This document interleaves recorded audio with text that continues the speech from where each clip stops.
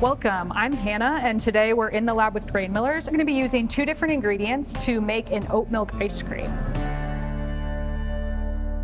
What I have here is a whole oat flour. It's called colloidal oat flour. This is a great ingredient to use to make your own oat milk.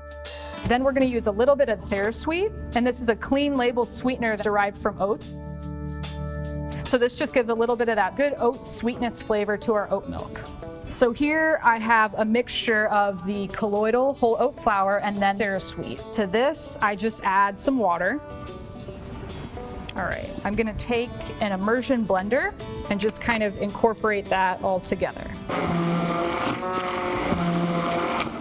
So for my ice cream base, I'm using mostly oat milk. So I'm gonna do 400 grams of oat milk.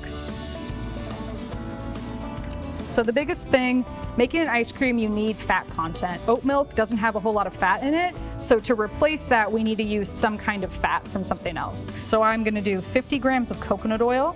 The other fat I'm adding is gonna be cashew butter. It gives this like nice, creamy, nutty, fatty smell.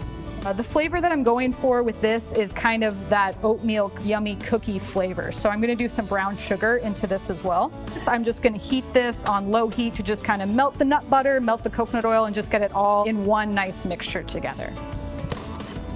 All right, so now that I have heated up the mixture of oat milk, cashew butter, coconut oil, and some brown sugar, I have that all in here, and then I'm gonna add a little bit of vanilla.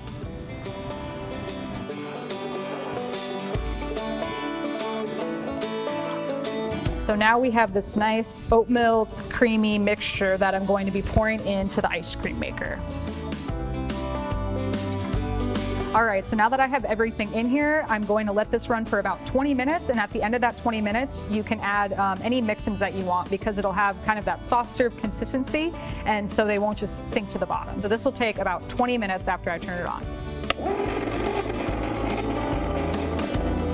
All right, so now that our ice cream is ready, after about 20 minutes in here, I'm going to add the mix-in that I want to add. So what I did for this is I made some safe-to-eat oatmeal chocolate chip cookie dough bites. And so for those, I used these Grain Millers rolled oats. So I like using the thick rolled oat versus the instant because I think it just gives that good bite in the ice cream. And if you're gonna do a cookie dough like this, you wanna toast the flour and oats for a bit so that it's safe to consume raw. And then of course I don't have any eggs in there. So I'm just gonna turn this back on and get that mixing. And these just wanna mix in for another 2 minutes and then they'll be good to go.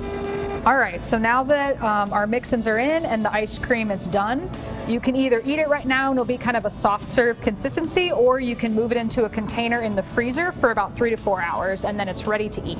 All right, so we have our finished oat milk ice cream right here. And just to recap the different ingredients that I used in the oat milk ice cream today, I used this colloidal whole oat flour, which we found dissolves really good in the water and can really thicken up that mixture.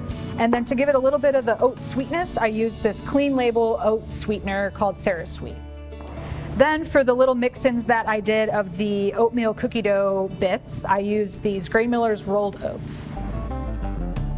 Thanks for joining us. I'm Hannah and this was In the Lab with Grain Millers. To learn about the functionality of Grain Millers ingredients, visit grainmillers.com. Our technical sales team can help identify the right product for your formulation. We can't wait to hear from you.